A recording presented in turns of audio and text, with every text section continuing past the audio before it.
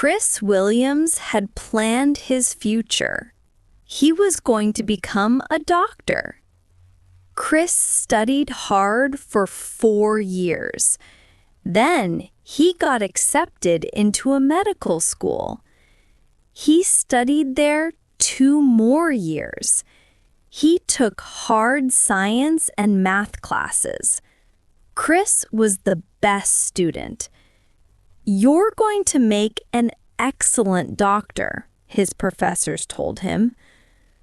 One day, Chris was in class. He had to learn to draw blood.